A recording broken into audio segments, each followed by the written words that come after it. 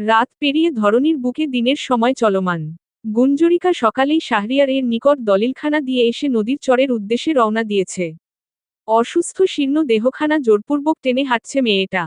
আজকাল বুকটা ফাঁকা অনুভূত হয়। ফাপড়ের ন্যায় হৃদযন্ত্রটা ওঠানামা করে। একদম শান্তি মেলে না। গন্তব্যস্থলে পায়ে হেঁটে যেতে ঘন্টা 5 লাগবে কিংবা তার বেশি। মুন্সিনগর শ্বশুরবাড়ি থেকে শশীদিঘির দূরত্ব তেমন বেশি না। আব্বার বাড়ি থেকে শ্বশুরবাড়িতে যেতে খুব বেশি হলে 2 ঘন্টা মতো সময় লাগে। কিন্তু আপাতত গুঞ্জরিকার হাত শূন্য। ওই বাড়ির মানুষগুলোর মতো তাদের জিনিসের প্রতিও আকাশম বিতৃষ্ণা জন্মেছে। তাই কোনো টাকা পয়সা সাথে নেইনি মেয়েটা। অগত্যা হেঁটেই যেতে হচ্ছে। অন্য সময় হলে গরুর গাড়ি নিত হয়তো। সময় বয়ে চলেছে তার মতো। সূর্যিমামার অবস্থান ঠিক মস্তক বরাবর। এতক্ষণে গুঞ্জরিকা পৌঁছালো গন্তব্যস্থলে। হাঁপাচ্ছে মেয়েটা। নদীর এপাশেই বৃক্ষের ছায়াতলে সবুজ ঘাসের উপরে আস্তে ধীরে বসল। মুগ্ধ চোখে আব্বার রেখে যাওয়া জায়গাটুকু দেখতে লাগল। ওপাশে যাওয়ার জন্য সাঁকোর ব্যবস্থা নেই। খেয়া করে পার হতে হবে। কিন্তু গুঞ্জরিকা তো নিঃস্ব। তাই মন চাইতেও ওপাশে যাওয়া সম্ভব নয়। খুঁটিয়ে খুঁটিয়ে সবটা তীক্ষ্ণ দৃষ্টিতে দেখছে মেয়েটা। আব্বা আর ভাইজানকে নিয়ে কত শত স্মৃতি মিশে আছে জায়গাটার সাথে। নদীর চরের মধ্যিখানে এক টুকরো পরিষ্কার জমি, যেখানে বেড়ে উঠেছে নানা রকমের গাছপালা।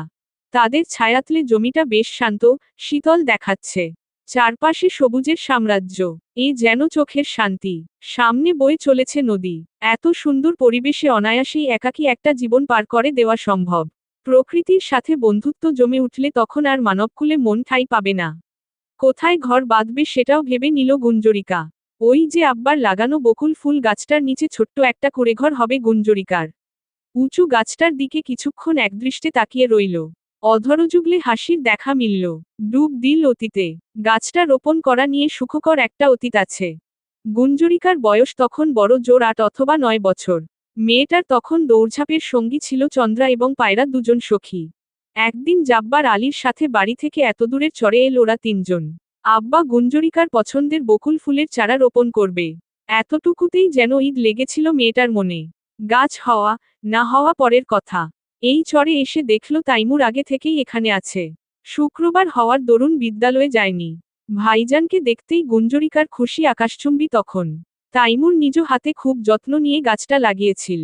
গুঞ্জরিকাকে জিজ্ঞাসা করেছিল, বকুল ফুল তোর খুব প্রিয়? গুঞ্জ মাথা নেড়ে হ্যাঁ বলেছিল। তাইমুর তখন বড় সাধ করে বলেছিল, এই যে একখানা বকুল গাছ লাগালাম, তোর সব সুখ দুঃখে ওকে সঙ্গী করিস। এখানেই তোর সবটুকুকে বেঁধে রাখিস। তোকে বিয়ে দিয়ে এখানে একটা ঘর বানিয়ে দিব। তোর আর তোর স্বামীর চড়ুই পাখির মতো ছোট্ট সুখের একটা সংসার হবে। তোদের দিন কাটবে দুমুঠো খাবারের সন্ধানে। আর রাত কাটবে এই শান্তির নীড়ে। আমি যখন থাকবো না তখন বকুল ফুলের সুবাসে আমাকে খুঁজে নিবি। দেখবি প্রতিটা বকুল ফুলের সুগন্ধের সাথে আমার অস্তিত্ব মিশে আছে। ভাইজান তোকে সারাজীবন সঙ্গ দিবে। সবসময় ক্যাটক্যাট করা ভাইজানের মুখে ওই প্রথম অত সুন্দর কথা শুনেছিল গুঞ্জরিকা।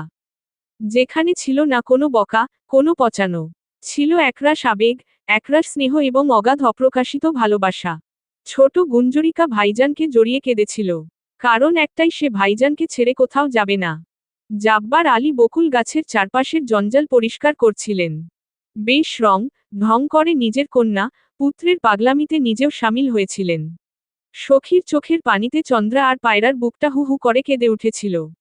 শেষমেশ তারাও সঙ্গ দিয়েছিল। সুখকর অতীত সবসময়ের ন্যায় এবারও গুঞ্জরিকাকে কাদাল। কোনো ব্যতিক্রম ঘটল না। শাড়ির আঁচলের একাংশ তুলে ম্লান বদন মুছে নিল গুঞ্জরিকা। মেয়েটা ছলছল নেত্র যুগলের প্রতিবিম্বে সব যেন আজ আবারও নতুন করে দেখল। চোখের পর্দায় অতীত উকি দিয়েছিল কিৎসময়ের জন্য। জলে টইটম্বু রাখি জোড়া নিয়ে তাচ্ছিল্যের সাথে হাসল। বিড়বিড় করে আওড়াল, তুমি কথা দিয়ে কথা রাখনি ভাইজান। আমায় ছোট্ট ঘর বেঁধে দাওনি। শেখ বাড়িতে উৎসবের আমেজ। চৌধুরী বাড়ি থেকে বিয়ের তারিখ জানানো হয়েছে। আজ থেকে ঠিক 3 দিন পরে অর্থাৎ শুক্রবারে অদিতির বিয়ের দিন নির্ধারণ করা হয়েছে। বাংলাতে 4ঠা আশ্বিন। সকাল থেকেই ব্যস্ত সময় পার করছে আরুষ। নিকট আত্মীয়দের নিকট হাতে লেখা দাওয়াতপত্র পাঠানোর ব্যবস্থা করছে ছুটে ছুটে। সকাল থেকে দুপুর অবধি বসে বসে এগুলোই লিখেছে। এখন মানুষের কাছে দৌড়ে বেড়াচ্ছে। তাদের হাত দিয়েই পাঠানো হবে ওগুলো। আরুষ কিংবা আসমান শেখের যাওয়ার সুযোগ নেই। দুজনের হাতে অফুরন্ত কাজ আপাতত। এর মধ্যে আবার আরুষকে ব্যবসার দায়িত্ব সামলাতে হচ্ছে। দুয়েক দিনের মধ্যেই নগর থেকে ব্যবসায়িক কাজে অতিথি আসবে। সব মিলিয়ে বড্ড ব্যস্ত সময় পার করছে ছেলেটা। মোটামুটি সবার নিমন্ত্রণপত্র পাঠিয়ে মাত্র নিজের কক্ষে এল আরুষ। বাকিগুলো পাঠানোর জন্য বিকেলে বেরোবে।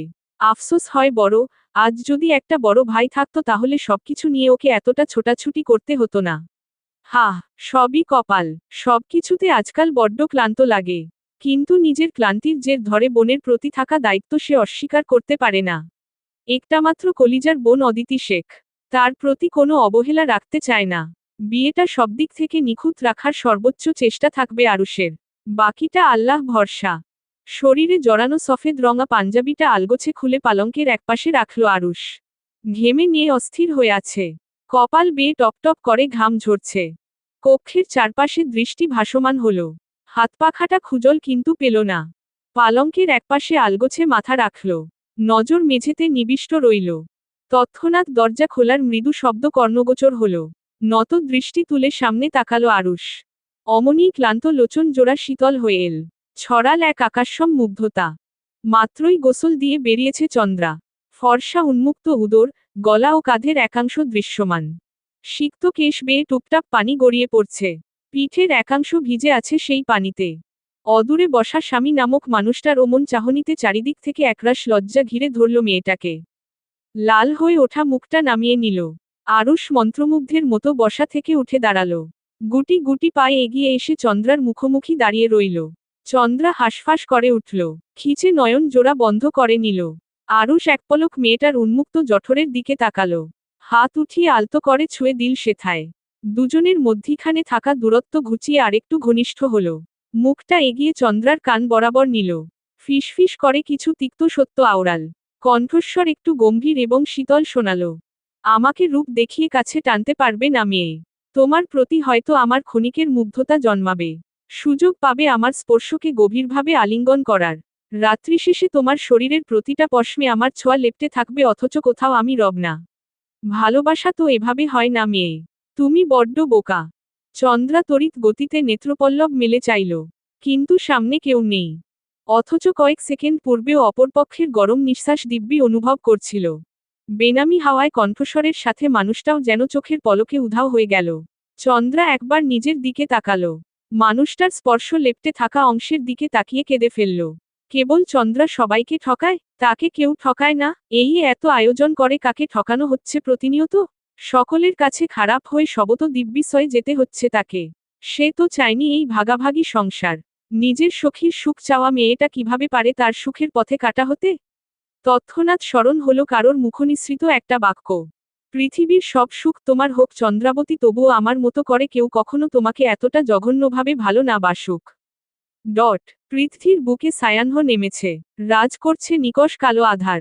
আজ সারাদিন গুঞ্জরিকাকে একটাবারের জন্যও দেখেনি আরুষ। অদিতিকে বিকেল নাগাদ জিজ্ঞাসা করেছিল।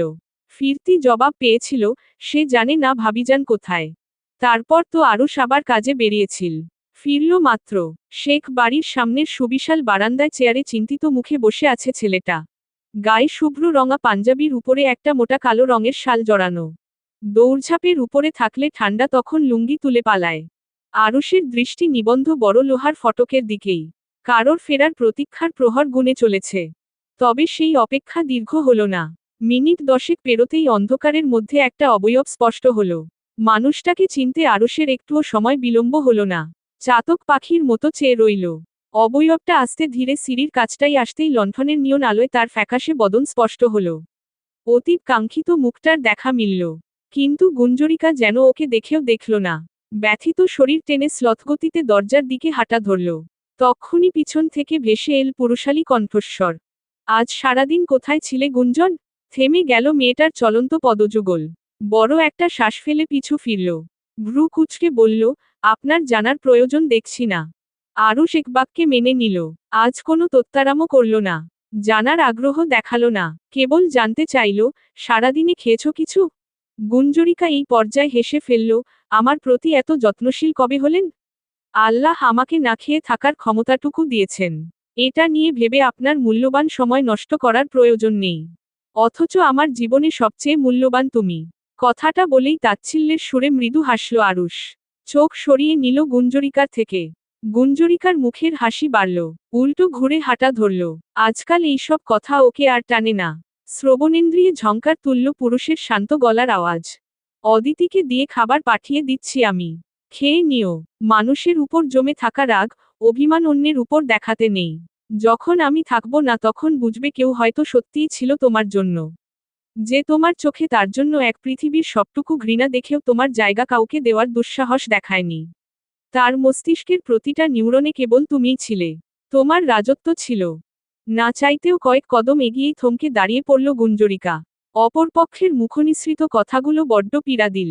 বুকের মধ্যিখানে সূক্ষ্ম একটা চিনচিনে ব্যথা অনুভব হলো। তা যেন ক্রমশ জোরালো হচ্ছে। গাল বেয়ে বাড়িধারা নামল মেয়েটার।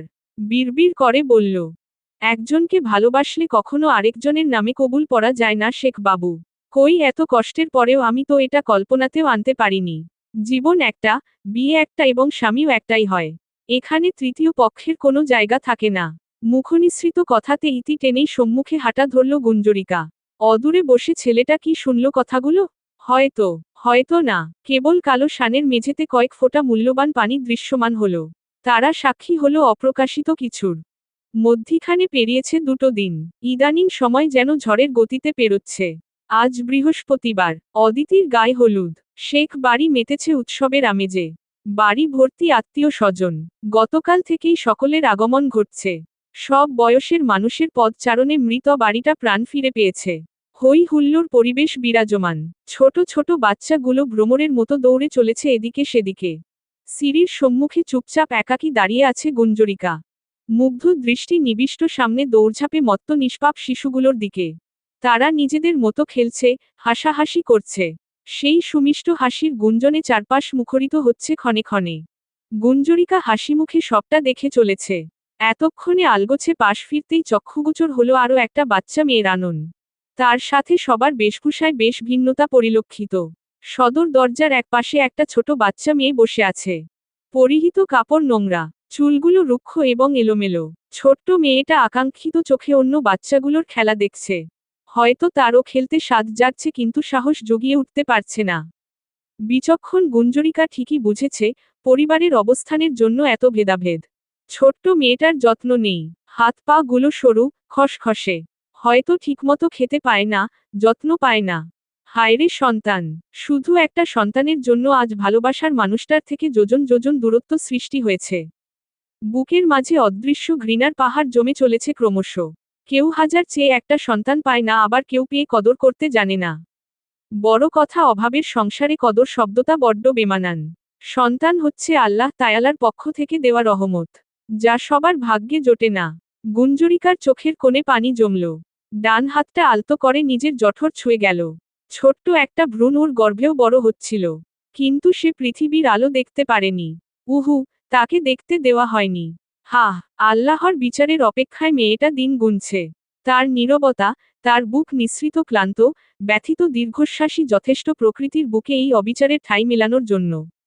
বাড়ি ভর্তি মানুষের সামনে নিজেকে আর ভাঙল না গুঞ্জরিকা। বড় একটা শ্বাস ফেলে নিজেকে সামলিয়ে নিল। পা বাড়াল দরজার দিকে। এগিয়ে এসে বাচ্চাটার মুখোমুখি বসল। মাথায় স্নেহের হাত রাখল। ছোট মেয়েটা সবগুলো দাঁত বের করে হাসল।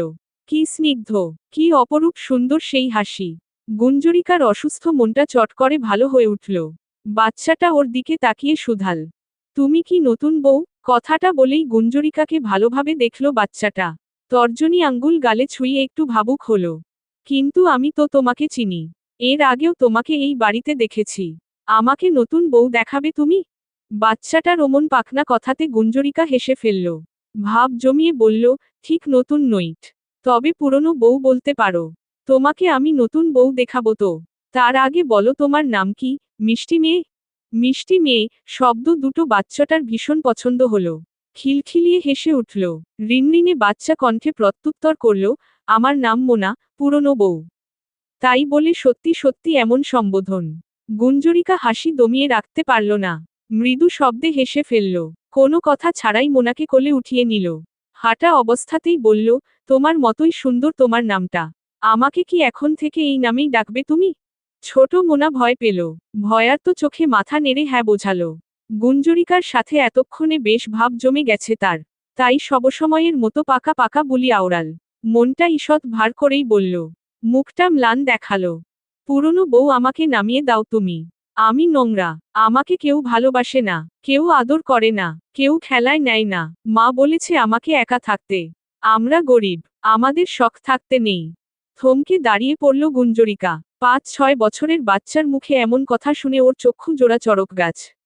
বড় বড় চোখে চেয়ে আছে।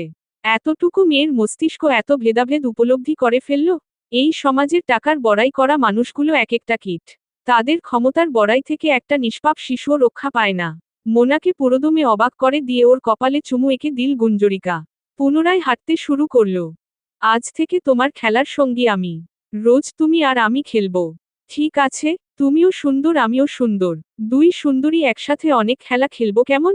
ছোট্ট মোনা মাত্রাতিরিক্ত খুশি হলো। এভাবে কেউ কখনো ওকে বলেনি। ওর সাথে খেলতে চায়নি। অতটুকু বাচ্চার চোখে কৃতজ্ঞতার পানির দেখা মিলল।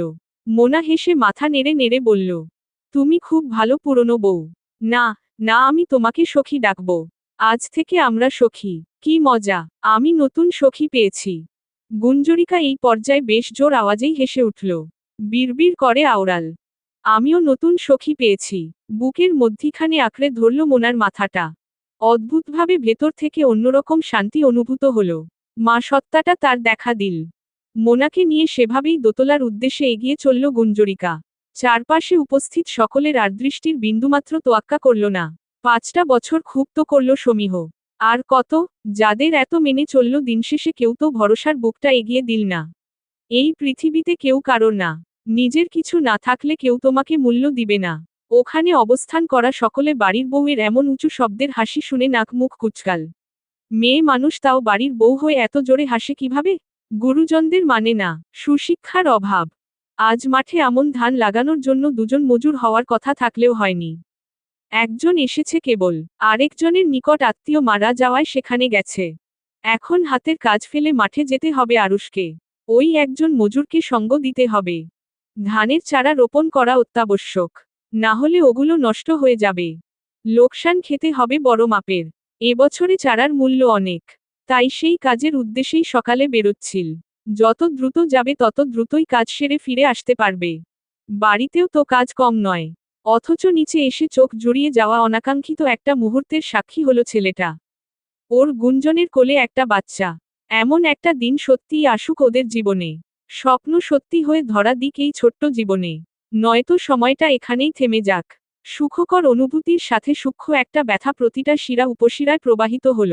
তারা বাস্তবতার প্রতিবিম্ব হয়ে ধরা দিল মন, মস্তিষ্কে। অনুভব করাল চিরন্তন সত্যটা। আরুষের চোখে মুগ্ধতা, অথচ বুক পুড়ে চলেছে নির্নিমেষ। ছেলেটা যখন বাস্তবতা, কল্পনার মধ্যস্থানে দাঁড়িয়ে দুঃখকে লালন করতে ব্যস্ত, তখন শ্রবণেন্দ্রিয়ে প্রবেশ করল পরিচিত নারী কণ্ঠস্বর। এই আরুষ, তোর বউটারে আর সুশিক্ষা দিতে পারলি না? বাড়ি ভর্তি মানুষের সামনে কিভাবে হাসল দেখলি? আরুষের মসৃণ কপাল গুটিয়ে এল। ভ্রু যুগল কুচকে পাশ ফিরে তাকালো। দেখল বড় খালাম্নি দাঁড়িয়ে আছেন। শোনা গেল বিরক্ত মিশ্রিত গম্ভীর পুরুষালী কণ্ঠস্বর। সে এই বাড়ির বউ হওয়ার আগে একজন মানুষ। আর একজন মানুষের অবশ্যই হাসার অধিকার আছে। এটা তার নিজের বাড়ি খালাম্নি। ভদ্রতার সাথে কথাগুলো বলে হনহনিয়ে ওখান থেকে প্রস্থান করল আরুষ। রেবেকা শেখ এমন সোজা সাপটা জবাবে একটু অপমান বোধ করলেন। সাপের মতো ফুঁসে উঠে চলে গেলেন রান্নাঘরের দিকে। হয়তো বোনের কান ভাঙাবেন। এটাতে তিনি বেশ পটু আছেন। বেশ কিছুক্ষণ সময় পেরিয়েছে। গুঞ্জরিকা নিজ হাতে মোনাকে পরিষ্কার পরিচ্ছন্ন করে খাইয়ে দিয়েছে। আগামীকাল আসতে বলেছে। নতুন কয়েকটা জামা কিনে দিবে মোনাকে। এই তো এখন দুজন মিলে খেলছে। সঙ্গ দিয়েছে আরিকা। গুঞ্জরিকা অবাক হয়েছে বেশ। সেই সকাল থেকে বাচ্চা মেয়েটা ওদের বাড়িতে আছে, অথচ তার পরিবারের কারোর কোনো মাথা ব্যথা নেই। একটাবার খোঁজ করতে অবধি আসেনি। গুঞ্জরিকার এই পর্যায়ে মনে হলো মোনার বাড়িতে যাওয়া উচিত। হতে পারে তার মা অন্যদিকে খুঁজছে। জানে না এখানে এসেছে। মোনাকে ডাকল। সখী, তুমি বাড়িতে যাবে না? মোনা আরিকার সাথে হেসে হেসে কথা বলছে আর খেলছে। ঘাড় ঘুরিয়ে ওর দিকে চাইল। হ্যাঁ, যাব তো সখী। তাহলে নিচে চলো। তোমার আম্মা নিশ্চয় এতক্ষণ খুঁজছে তোমাকে। মায়ের খোঁজার কথা শুনতাই মোনা দ্রুত পালঙ্ক থেকে নেমে দাঁড়ালো। গুঞ্জরিকার হাত ধরে বলল, চলো, আমি বাড়িতে বলে আসিনি সখী। গুঞ্জরিকা হেসে মাথা নেড়ে সায় জানালো। ওর সাথে হাঁটা ধরল। চৌকাঠের সম্মুখে আসতেই মুখোমুখি হলো চন্দ্রার। চন্দ্রা হাসিমুখে ওদের দুজনকে দেখল। মিষ্টি করে হাসল। তোর বাচ্চা এটা? ওহ দুঃখিত, তোর দ্বারা তো সম্ভব নয়। কোথায় পেলি ওটাকে? হাসতে হাসতে জায়গামতো তীর ছুঁড়তে বরাবরই পটু চন্দ্রা। গুঞ্জরিকা অবশ্য ধরল না ওই সব কথাবার্তা। উল্টো ক্ষীণ হাসল, তোর দ্বারা তো সম্ভব। তোরটা দিয়েই না হয় তখন খেলব। আমার বাচ্চাকে তোর কাছে আসতে দেওয়া যাবে না রে গুঞ্জ। তখন যদি তোর মতো বন্ধা হয়ে যায়, কপাল পুড়বে আমার সন্তানের। কথাগুলো বলেই শব্দ করে হেসে উঠল চন্দ্রা। বোঝাতে চাইল সে মজা করছে। গুঞ্জরিকা শান্ত চোখে দেখল সেই উপেক্ষার হাসি। অনুভব করল শব্দহীন ভাষার কটাক্ষ। এতে মেয়েটার মুখের হাসি বাড়ল বই কমল না। অথচ দিব্যি আমি আর তুই এক থালাতে খেয়েছি। এমনকি এখন তুই আমার ঘরে থাকছিস। আমার স্বামীকে ছুঁয়ে দিচ্ছিস। আমার ব্যবহৃত সবকিছু ব্যবহার করছিস। ছোট কয়েকটা সাধারণ বাক্য অথচ সামনে দাঁড়ানো প্রতিপক্ষকে একেবারে মাটিতে মিশিয়ে ধূলিসাৎ করে দেওয়ার ক্ষমতা রাখে। চন্দ্রা যেন না চাইতেও আবারও পরাজিত হল। কিন্তু সেটা সে বরণ করতে নারাজ। ততক্ষণে গুঞ্জরিকা মোনাকে কোলে উঠিয়ে সিঁড়ির দিকে অগ্রসর হয়েছে। সেদিকে চেয়েই দাঁতে দাঁত পিষে চিবিয়ে চিবিয়ে বলল চন্দ্রা, শুধু আমি না, তোর স্বামীও আমাকে ছুঁয়ে দেখেছে। তোর জায়গা এখন আমার। তুই আমার ভাগ্যের সবটুকু সুখ কেড়ে নিয়েছিস গুঞ্জ। সেদিন আমাকে শেষ সুযোগ দিসনি। তুই সেদিন আমাকে ফিরিয়ে না দিলে আমাদের শেষ থেকে সবটা শুরু হতো।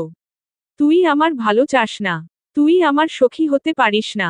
তুই পাষাণ গুঞ্জ। কথাগুলো বেশ জোরেই বলল চন্দ্রা। লক্ষ্য অপরপক্ষ অবধি পৌঁছে দেওয়া। মেয়েটার গলা কাঁপছে, চোখ জ্বলছে, বুকটা যাতনায় পিষ্ট হচ্ছে। অথচ গুঞ্জরিকা থামেনি, অটল কদমে এগিয়ে চলেছে। তবে কি শোনেনি চন্দ্রার অভিযোগে পরিপূর্ণ কথাগুলো? কে জানে, হয়তো শুনেছে, হয়তো না। যার লগে আমাদের মন মিলে তার লগে ভাগ্য মিলে না। ভাইজানের মুখনিসৃত এমন কথাতে সেদিন অবিশ্বাস্য নয়নে চেয়েছিল গুঞ্জরিকা। গ্রাম্য ভাষাতে উচ্চারিত প্রতিটা শব্দ অদ্ভুত রকমের অনুভূতির সাথে পরিচয় করিয়ে দিয়েছিল। তাইমুরের সাথে এক জীবনের শেষ কথোপকথন ছিল এটাই। অথচ সময় ঘুরে ভাইজানের বলা কথাগুলো নিজের সাথে মিলে গেল। তবে কি ভাইজানের দীর্ঘশ্বাসে ছিল গুঞ্জরিকা? চাইলে কি ভাইজানের শেষটা সুখকর হতে পারত? পারত কি? গায়ে হলুদের পর্ব শেষ হয়েছে দুপুর নাগাদ। সময় পেরিয়ে ধরণীর বুকে সাজ নেমেছে। আলোর অস্তিত্ব ক্রমশ ফিকে হয়ে এসেছে। আধার তার পুটলা পুটলি বেঁধে প্রকৃতিতে রাজত্ব করতে নেমেছে। গুঞ্জরিকা মাগরিবের নামাজ আদায় করে রান্নাঘরে এসেছে অদিতির জন্য মেহেন্দি বাটতে। স্বেচ্ছায় খুশিমনে কাজটা হাতে নিয়েছে। রান্নাঘরের দক্ষিণা বাতায়ন গলিয়ে ক্ষণে ক্ষণে ক্ষণে প্রবেশ করছে শীতল মারুত। ছুঁয়ে দিচ্ছে ক্লান্ত চিত্তের অধিকারিণীকে। রাঙা হাতে থমকে বসে আছে গুঞ্জরিকা। দৃষ্টি নিবিষ্ট খিড়কির ওপাশে দৃশ্যমান পুষ্পে।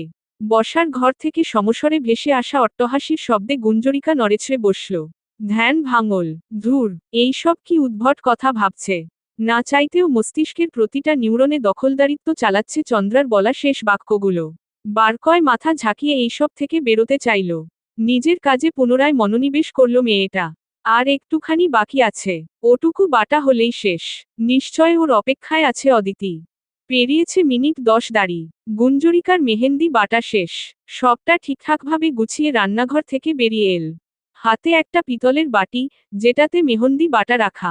পায়ে পায়ে এগিয়ে এসে বসার ঘরের চৌকাঠের সম্মুখে দাঁড়াল। সম্পূর্ণ কক্ষ মানুষে পরিপূর্ণ। গুঞ্জরিকা মুচকি হেসে ভেতরে প্রবেশ করল।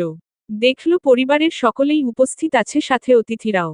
আরুষ এবং আসমান শেখ একপাশে দাঁড়িয়ে কিছু একটা নিয়ে আলোচনা করছে। আর কোনোদিকে তাকালো না গুঞ্জরিকা। সোফায় বসা অদিতির সামনে দাঁড়িয়ে মেহেন্দির বাটিটা এগিয়ে দিল। অদিতি হাসি মুখে নিল, বলল, এত বেটেছ ভাবি, তুমি দিবে না? বসো এখানে। অদিতির মুখের কথাতেই গুঞ্জরিকা ভীষণ খুশি হল। যদিও থাকবে না এখানে, আর না আড্ডাতে সামিল হবে, মেহেন্দি দিবে। কিছু বলার উদ্দেশ্যে অধর নাড়াতেই কর্ণগোচর হল কোকিয়া শেখের গলা। বেশ কটাক্ষের সাথেই বললেন, শুভ কাজে যাকে তাকে সঙ্গে নিতে নেই অদিতি। তুমি সারথিকে দিয়ে মেহেন্দি লাগিয়ে নাও। পরপরই বিড়বিড় করে আওড়ালেন, চাল চুলোহীন মেয়ে, বাপের মতোই আদব কায়দা নেই। ফকিরের ঘরের। মুখের কথাতে ইতি টানতে পারলেন না কোকিয়া শেখ। ঝড়ের গতিতে পানি জাতীয় কিছু একটা উড়ে এসে মুখে পড়ল। মুখে দৃশ্যমান বিন্দু বিন্দু কণার উপরে আলতো করে ছুঁয়ে দিতেই আঠালো অনুভব হল। ওটা যে কি সেটা বুঝতে একটুও সমস্যা হয়নি। চোখজোড়ায় দপ করে আগুন জ্বলে উঠল। অগ্নি দৃষ্টিতে তাকিয়ে রইলেন কোকিয়া শেখ। যেন জ্যান্ত গিলে খাবেন। কক্ষে উপস্থিত সকলের চক্ষুজোড়া চরকগাছ হয়ে গেছে। হই হুল্লোড়ে মেতে থাকা পরিবেশ একেবারে শান্ত। পিনপতন নীরবতা বিরাজমান কক্ষের সর্বকোণে। অথচ গুঞ্জরিকা নির্বিকার। ভাবটা এমন যেন কিছুই হয়নি। কোকিয়া শেখ উচ্চস্বরে কর্কশ গলায় প্রশ্ন ছুড়লেন। এত বড় দুঃসাহস কিভাবে দেখালি তুই? তোকে তো আজ উচিত শিক্ষা দিব। কথা শেষ হতেই আবারও একই ঘটনার পুনরাবৃত্তি ঘটল। সেই একইভাবে একদলা পানি জাতীয় কিছুর অস্তিত্ব মুখমণ্ডলে অনুভব করলেন কোকিয়া শেখ। সবেমাত্র দাঁড়িয়েছিলেন, পা জোড়া আর এক কদমও নড়ল না। হুঙ্কার ছুড়ল আরুষ। গুঞ্জন এইবার অতিমাত্রায় বাড়াবাড়ি করছো। এখনই কক্ষ ত্যাগ করবে তুমি। গুঞ্জরিকা শুনল কথাগুলো, তবে বিশেষ পাত্তা দিল না। কোকিয়া শেখের দিকে চেয়ে দাঁতে দাঁত পিষে আওড়াল। এভাবে সাহস দেখিয়েছি, এবং আপনি এটারই যজ্ঞ। থেমে গেলেন কেন? দিন আমাকে উচিত শিক্ষা। এতক্ষণে আরুষের ধৈর্যের বাঁধ ভেঙে চুরমার হয়ে গেল। বাড়িভর্তি মানুষের সামনে এই রঙ্গ তামাশা না করলেও পারে। যেটুকু সম্মান অবশিষ্ট ছিল সেটুকু আজ ধূলিসাৎ করতে মাঠে নেমেছে সকলে। রাগে হিতাহিত জ্ঞান হারিয়ে তেড়ে গেল গুঞ্জরিকার দিকে। আসমান শেখ ছেলেকে থামাতে চাইলেও ব্যর্থ হলেন। গুঞ্জরিকার মুখ বরাবর পুরুষালী শক্ত হাতটা উঠেও থেমে গেল। আরুষের কর্ণগোচর হল কঠিন গলায় আওড়ানো নারীর তেজি কণ্ঠ। আপনি থামলেন কেন? মারুন। আপনার আম্মা আমার আব্বাকে নিয়ে কটু কথা বলছে। শুনেছেন নিশ্চয়? সেই সাহস আপনার আম্মা কোথায় থেকে পান? আমার আব্বার নখের যজ্ঞ নয় এই পরিবারের কেউ। আমার আব্বা সহ আমার পরিবারের কাউকে নিয়ে একটা শব্দ আওড়ালে কসম মাটিতে পুঁতে রেখে দেব তাকে। গুঞ্জরিকা যেন নিজের মধ্যে নেই। রণমূর্তি ধারণ করেছে। মুখনিসৃত প্রতিটা শব্দ বহন করছে তার নিজস্ব তেজস্বিতা। আরুষ হাত নামিয়ে নিজেকে ধাতস্থ করার প্রয়াস চালালো। এক্ষুনি একটা অঘটন ঘটিয়ে ফেলতো দাড়ি। বড় বড় শ্বাস ফেলে নিজেকে সামলাল। বজ্রগম্ভীর কণ্ঠে আদেশ ছুড়ল। গুঞ্জন, শেষবারের মতো বলছি, নিজের কক্ষে যাও। নয়তো আমি বড় কোনো অঘটন ঘটিয়ে ফেলব। বাক্যটাতে দাড়িও টানতে পারল না আরুষ। থাপ্পড়ের প্রবল আওয়াজে থমকাল শেখ বাড়ির পরিবেশ। চমকে উঠল ওখানে অবস্থান করা সবাই। থমকাল উপস্থিত সকলের হৃৎস্পন্দন। আখিজোড়া কপালে তুলে হতবাক হয়ে তাকিয়ে রইল। কিংকর্তব্যবিমূঢ় হয়ে দাঁড়িয়ে থাকা সবাই বাকরুদ্ধ হয়ে পড়ল। যা হচ্ছে সবটা হঠাৎ ধেয়ে আসা ঝড়ের মতোই ঘটে যাচ্ছে। সবটা একেবারে কল্পনাতীত। বাড়ির উপর দিয়ে মৃদুমন্দ গতিতে শীতল হাওয়া বয়ে গেল। এতে যেন নিশ্চুপতা বাড়ল কয়েকগুণ। আরুষ ডান হাতটা তুলে নিজের রক্তিম গালে ছোয়াল বার কয়। ঘাড়টা কটমট শব্দ তুলে দুদিকে ঘোরাল।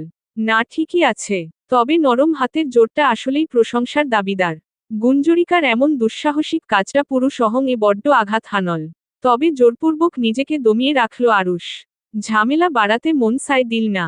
আরুষ 2 পা এগিয়ে যেয়ে গুঞ্জর মুখোমুখি দাঁড়াল।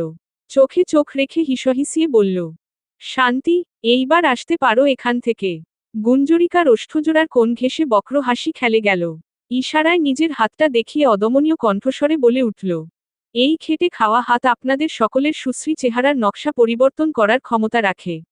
মায়ের ছেলে হয়ে বউয়ের সাথে করা অবিচারের জন্য এটা আপনার প্রাপ্য ছিল। আজও পারলেন না নিজের মায়ের দিকে আঙ্গুল তুলতে। ছুটে এলেন কেবল আমাকে দমাতে। অথচ সত্য কারোর অজানা নয়। কে দোষী সেটা সবাই জানে। নিজ কথাতে সমাপ্তি টেনে চারপাশে এক ঝলক আর্দৃষ্টি তাক করল গুঞ্জরিকা। পরক্ষণেই বড় বড় পা ফেলে ওখান ঘর থেকে প্রস্থান করল। আরুষ নিজেও আর দাঁড়ালো না। মন মেজাজ ক্ষিপ্ত হয়ে আছে। নিজেকে সামলানো বড্ড প্রয়োজন। মাথা ঠান্ডা না হলে এই বাড়িতে আগুন লেগে যাবে।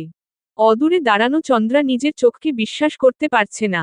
গুঞ্জরিকার সামনে আরুষের সিংহ থেকে বিড়াল হয়ে যাওয়াটা ওকে যেন নিজের পরাজয়ের আগাম বার্তা দিয়ে গেল। এভাবে চলতে দিলে হবে না। অন্য কিছু ভাবতে হবে। দন্ত দিয়ে অধর চেপে ভাবল কিৎসময়। অমনিই চট করে একটা বুদ্ধি খেলে গেল মাথাতে। নিজের অবস্থান ধরে রাখতে হলে এতটুকু করতেই হবে। আজকের ঘটনাকে পুঁজি করে অনেক কিছুই করা সম্ভব। জিততে এসে হেরে গেলে তো চলবে না। উহু, একদমই নয়। কুটিল হাসল মেয়েটা। কোকিয়া শেখ ততক্ষণে কক্ষ ত্যাগ করেছেন। আয়েশা শেখ গুনগুনিয়ে কাঁদছেন আর আউড়িয়ে চলেছেন। শেষ পর্যন্ত কি না নাত বউয়ের থুথু খাউন লাগলো মোর বৌমারে। এই দিন ও দেখবার ছিল। এই দিন দেখবার আগে মোর মরণ কেন হইল না? অদিতি এইসবে তিতিবিরক্ত হয়ে উঠে দাঁড়ালো। মায়ের উপর রাগের সাথে অভিমান জমল। শখের মেহেন্দির উপরে অনীহা জন্মাল। ওটা আর কখনোই হাতে লাগাবে না। মেহেন্দির বাটিটা ফ্লোরে ছুঁড়ে ফেলল। সেই শব্দে আরও একবার সকলে চমকাল। অদিতি শেষবে পরোয়া করল না। হনহনিয়ে চলে গেল নিজের কক্ষের দিকে। হাসি খুশি একটা মুহূর্ত হঠাৎ করেই বিষাদে ছেয়ে গেল। সদর দরজার সম্মুখে শাহরিয়ার দাঁড়িয়ে আছে। হাতে একটা সফেদ রঙা কাগজ জলজল করছে। গুঞ্জরিকাকে সেটা দিতেই মূলত শেখ বাড়িতে এসেছে। আজ দুপুরেই বাড়িতে ফিরেছে নগর থেকে। ওর মুখোমুখি হাসিমুখে অবস্থান করছে গুঞ্জরিকা। বসার ঘর থেকে নিজের কক্ষে যাওয়ার সময়ই ভাইজানকে দেখে থেমেছে। আরুষ খাবার টেবিলের নিকটবর্তী দেওয়ালে হেলান দিয়ে দাঁড়িয়ে আছে। হাতজোড়া আড়াআড়িভাবে বুকের উপর ভাঁজ করে রাখা। শানিত দৃষ্টি নিবিষ্ট ওদের দিকেই। এসেছিল মূলত পানি খেতে। শাহরিয়ার বাড়ির ভেতরের খবর জানে না। তবে বিয়ে বাড়ির এমন শান্ত পরিবেশ দেখে কিছু একটা ঠিকই আঁচ করতে পারছে। হাসিমুখে শাহরিয়ার জানতে চাইল, ভালো আছেন ভাবি? সব ঠিকঠাক আছে তো? গুঞ্জরিকা মুচকি হাসল, প্রত্যুত্তর করল, আলহামদুলিল্লাহ ভাইজান। আপনি কেমন আছেন? এদিকের সব ঠিকঠাক। কেবল নতুন করে মা এবং মায়ের ছেলেকে তাদের অবস্থান সম্পর্কে অবগত করেছি। শাহরিয়ার এর কপালে ভাঁজ পড়ল। ওৎসত বুঝল না। দৃষ্টি যে থমকাল আরুষের দিকে। বন্ধুর দুর্বোধ্য চাহনিতে চোখ মিলল। আরুষের ডান গালটা লাল হয়ে ফুলে আছে। ঘটনা হয়তো কিছুটা ঠাহর করতে পারল। তবে কারোর ব্যক্তিগত বিষয়ে জানার আগ্রহ দেখাল না। হাতের কাগজখানা এগিয়ে দিল গুঞ্জরিকার দিকে। আমিও আলহামদুলিল্লাহ ভালো আছি ভাবি। এই যে এটা নিন, কাজ শেষ। গুঞ্জরিকা হাসিমুখে নিল ওটা, সঙ্গে কৃতজ্ঞতা প্রকাশ করল। ভাইজান ধন্যবাদ দিয়ে আপনাকে ছোট করব না। এই নগণ্য আমি সারাজীবন কৃতজ্ঞ থাকব আপনার নিকট। আগামীকাল আসব আপনাদের বাড়িতে প্রয়োজনীয় কথাগুলো বলতে। শাহরিয়ার মাথা নেড়ে সম্মতি দিল। অবশ্যই ভাবি, আপনার পাশে সবসময় আছি। এখন আসি তবে। গুঞ্জরিকা সাথে সাথেই বলে উঠল, ভেতরে আসুন ভাইজান। কিছু মুখে দিয়ে তারপর যাবেন। নয়তো আমি কষ্ট পাব ভীষণ। শাহরিয়ার এর মুখের হাসি বাড়ল। মেয়েটাকে একেবারে নিজের বোনের মতোই মনে হয়। বলল, ক্লান্ত লাগছে ভীষণ। একটু বিশ্রামের প্রয়োজন ভাবি। নগর থেকে এসেই আরতে গিয়েছিলাম। ফিরেছি কিছুক্ষণ আগেই। অন্য কোনোদিন খাবো ইনশা আল্লাহ। গুঞ্জরিকা ভাইজানের অবস্থা বুঝল, তাই আর জোর করল না। মেনে নিল শাহরিয়ার এর কথা। আচ্ছা ভাইজান, সাবধানে যাবেন। আজকের সবটা তোলা রইল। শাহরিয়ার মৃদু শব্দে হেসে ফেলল। আচ্ছা তুলে রাখুন, আসি আমি। কথাটা বলেই চলে গেল শাহরিয়ার। গুঞ্জরিকা দিব্যি অনুভব করতে পারছে পিছনের তীক্ষ্ণ দৃষ্টি, যেটা ওর দিকেই নিবন্ধ। বড় একটা শ্বাস ফেলে উল্টো ঘুরে দোতলার উদ্দেশ্যে হাঁটা ধরল। প্রথম সিঁড়িতে পা রাখতেই কর্ণগোচর হল পুরুষালী গম্ভীর কণ্ঠস্বর। এখনো মুক্তির আশা করছো তুমি? বোকা মেয়ে। গুঞ্জরিকা স্বেচ্ছায় থামালো নিজের পদযুগল। পিছু ফিরল। এগিয়ে এল কয়েক পা। দুজনের মাঝে মোটামুটি একটা দূরত্ব রেখে দাঁড়াল। স্বভাবসুলভ ভঙ্গিতে বলল, গাছেরও খাবেন, তলারও কুড়াবেন। আর সব আমি মুখ বুজে সহ্য করব। আমাকে আপনার অবলা নারী মনে হয়? যেই শরীরে মুগ্ধতা আসে সেখানেই নিজের ঠিকানা খুঁজে নিন। আরুষের অধরযুগল একপাশে কিঞ্চিত উঁচু হল। বাম ভ্রু তুলে বলতে শুরু করল, প্রথমত বিয়েতে তোমার মতো ছিল গুঞ্জন। দ্বিতীয়ত আমি, তুমি ব্যতীত কারোর প্রতি মুগ্ধ হইনি। তৃতীয়ত তুমি চাইলে আমি ওই মেয়েকে তালাক দিয়ে দিব, তবুও তোমার মুক্তি নেই। এবং সর্বশেষ, ঘটনার সবটা সম্পর্কে তুমি অবগত। তাই এই বিয়েকে এত বড় করে দেখার কিছু নেই। এত বড় মিথ্যা। রাগে, ঘৃণায় শরীর গলিয়ে উঠল গুঞ্জরিকার। ক্ষিপ্র গলায় বলল, আপনার ওই মুখে একদলা থুথু আরুষ শেখ। ভয় পাবেন না, এক্ষুনি এখান থেকে যাচ্ছি না। এই বাড়ির সকলের উপযুক্ত জায়গা দেখিয়ে তবেই না হয় নিজের গতি করব। আমার বাবাকে নিয়ে কটু কথা শোনানোর দুঃসাহস দেখিয়েছে আপনার আম্মা।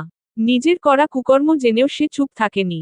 উচিত ছিল নিজে চুপ থেকে আমাকে শান্ত থাকতে দেওয়ার। শুরুটা আপনার আম্মা করেছে।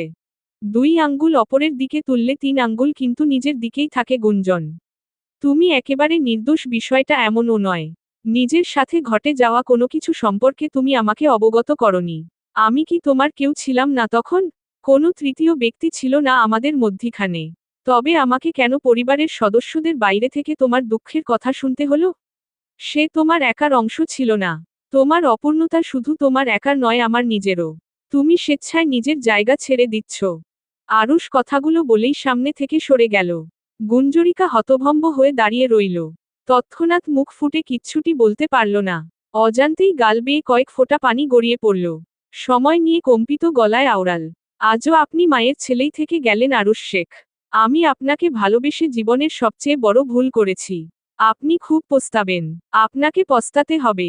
আরুষ ততক্ষণে সদর দরজা দিয়ে শেখ বাড়ি ত্যাগ করেছে। গুঞ্জনের কথাগুলো শুনল কি? অভিমান একপাক্ষিক হলে তা পুনরায় ভাঙার যজ্ঞ। কিন্তু সেটা যদি হয় দ্বিপাক্ষিক, তবে আজ সকলের দিন শুরু হয়েছে ব্যস্ততার হাত ধরে। কেউ বসার ফুরসতটুকুও পাচ্ছে না। একটা বিয়ে বাড়ির কাজ তো আর কম নয়। গুঞ্জরিকা সকাল থেকেই এটা সেটা কাজ ধরে ছুটছে এদিকে সেদিকে। অদিতিকে বিয়ের জন্য প্রস্তুত করে দেওয়ার দায়িত্ব তাকে দেওয়া হয়েছে। গুঞ্জরিকা এই দায়িত্ব নিতে ইতস্তত বোধ করছিল। আজকের দিনে অন্তত সে কোনো প্রকার ঝামেলা বাঁধাতে চায় না। আর না কারোর কটু কথা শুনতে চায় দাঁড়ি। কিন্তু অদিতি ছিল নাছোড়বান্দা, তাই এক প্রকার বাধ্য হয়েই রাজি হয়েছে। ঘড়ির কাঁটার দখলদারিত্ব এখন 11টার ঘরে। অদিতিকে গোসল করিয়ে কক্ষে রেখে মাত্রই বেরিয়েছে গুঞ্জরিকা। নিজে পরিপাটি হয়ে একেবারে আসবে এই কক্ষে। বরযাত্রী না এলে তো শাড়ি সহ গহনা কিছুই পাবে না। সাজুগুজু করাবে কি দিয়ে? সময় তো ক্রমশ পেরিয়ে চলেছে।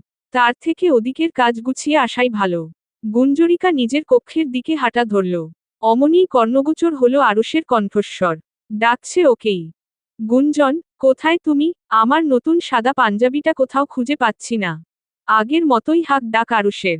যেন কত মাখো মাখো সম্পর্ক বিদ্যমান তাদের মধ্যে। আরুষের কক্ষ পেরোনোর সময় এক ঝলক তাকালো সেদিকে গুঞ্জরিকা। দেখল ঘরের মধ্যে কাপড়চোপড় সব এলোমেলো। চন্দ্রা এবং আরুষ দুজন মিলে খুঁজে চলেছে। গুঞ্জরিকা মুচকি হেসে পাশ কাটিয়ে চলে গেল। এইসব দেখার মতো ওর সময় আপাতত হাতে নেই। সবাই নতুন অভ্যাস গড়ে তুলুক। মানুষ হয়ে কারোর আশ্রয় বাঁচতে নেই। পরবর্তীতে সেই আশ্রয় হারিয়ে গেলে মানুষের মন মরে যায়। একটা সময় পরে তাকে জীবন্ত লাশ ঘোষণা করা হয়। আর যাই হোক, গুঞ্জরিকা কখনো নিজের শত্রুরও খারাপ চায় না। সেখানে মানুষটা তো তার স্বামী ছিল। যদিও সেই সম্পর্ক এখন আপন পরের মধ্যস্থানে ঝুলে আছে। নেই কোনো ভবিষ্যৎ। কিন্তু ছিল তো, যেই স্পর্শ স্বেচ্ছায় নিজের অঙ্গে ধারণ করেছে সেটা মুছে ফেলার সাধ্য তো ওর নেই। মধ্যিখানে পেরিয়েছে বেশ অনেকটা সময়। দুপুর হতে চলল। বরযাত্রী আসার সময় হয়ে আসছে। বরের থালা গোছানো সহ ওদিকের সব কাজ সেরে মাত্রই গোসল করে কক্ষে এসেছে গুঞ্জরিকা। নিজেকে পরিপাটি করতে নিযুক্ত। শরীরে একটা হালকা গোলাপি রঙের সুতি শাড়ি জড়িয়েছে। ফর্সা শরীরে রংটা বড্ড মানিয়েছে। ঠিক সেই সময় দরজায় করাঘাতের শব্দ শোনা গেল। গুঞ্জরিকা ব্যস্ত গলায় বলল, ভেতরে আসুন। কথাটা বলেই পুনরায় নিজের কাজে মনোনিবেশ করল। দেখল না অবধি কে এসেছে। শুধু অনুভব করল কারোর উপস্থিতি। তক্ষুনি টেবিলের উপর রাখা ছোট্ট আয়নায় আরও একটা মুখমণ্ডলের প্রতিবিম্ব ফুটে উঠল। গুঞ্জরিকার চুলে চালানো হাতটা থেমে গেল। তীক্ষ্ণ দৃষ্টি তাক করল আয়নার ভেতর দিয়েই।